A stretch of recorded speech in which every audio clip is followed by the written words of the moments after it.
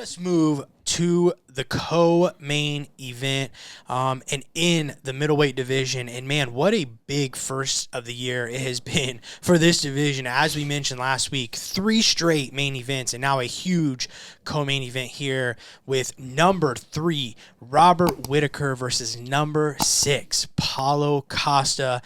Let us first look at Bobby Knuckles, who's coming into this bout off his TKO loss to current champ Dricus du Plessis back in July.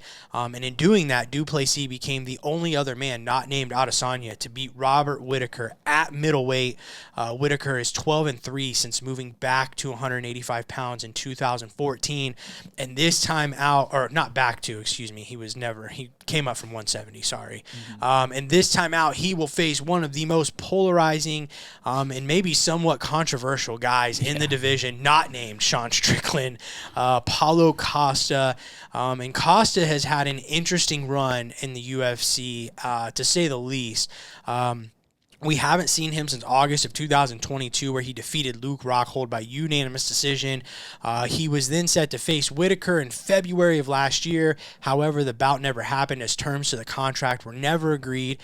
Costa was then scheduled to face Ikram Aliskerov in July, but then that bout was scratched so Costa could be rebooked against Khamzat Chimaev at UFC 294 last October. But again, Costa falling out, this time citing another injury. Hole in his arm. Yeah, and man, I just kind of, and like the injuries and stuff, like you can't help.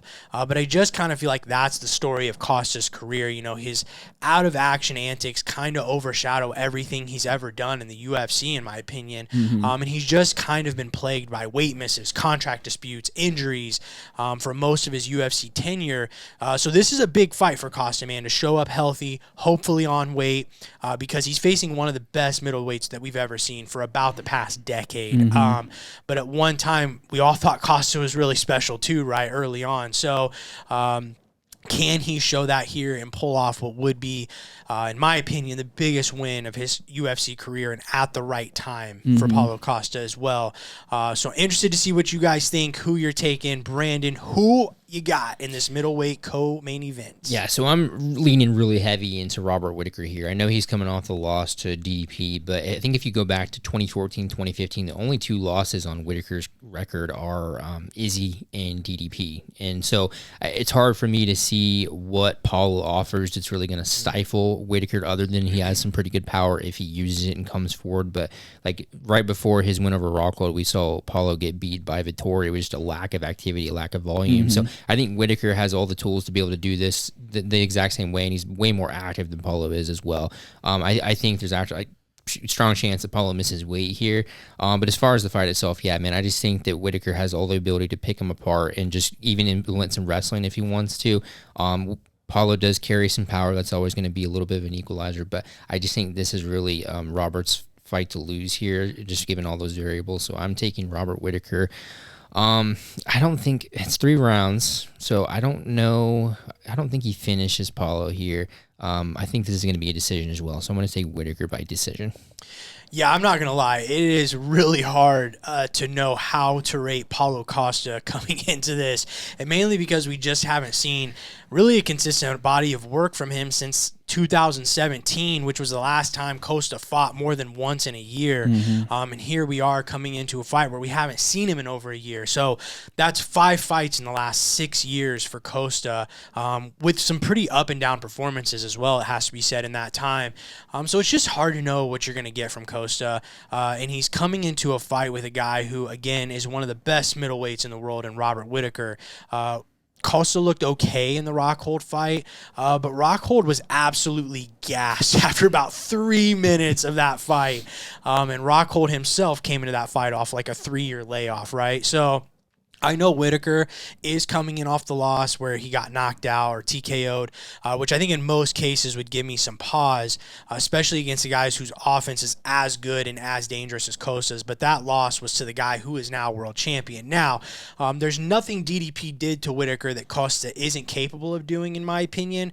But since he moved to middleweight in 2014, Whittaker has never lost back-to-back fights either, which tells me he's a guy who's capable of making adjustments and maybe even finding finds a little bit more motivation in taking a loss and kind of bouncing back from it. Now, there is some things he needs to do a little different that he can learn from that DDP loss. He needs to be first, especially in this fight, and have a little more variety in his striking. I think leg kicks, or just kicks in general, but especially leg kicks, could be huge for Whittaker here because he can't allow Costa to move forward where he will be the most dangerous because, like I said, Costa has some great offense, but Costa's defense isn't as great. He definitely does get hit quite a bit. So if Whittaker can push the pace, keep Costa moving backwards, I think he'll have a lot of success here. Plus, we know Costa's cardio can be a little suspect at times as well. I think Whittaker is going to find a way. I like the decision. I actually had decision as well. I think we've seen, even when Costa kind of shows up out of shape, right, we've seen him get through a fight, like the Vittori fight, right? He missed weight horribly, yeah, and still somehow got through it and looked okay, even though, like I said, he did definitely fade. So I do like the decision, but since Brandon picked it, I can't take it.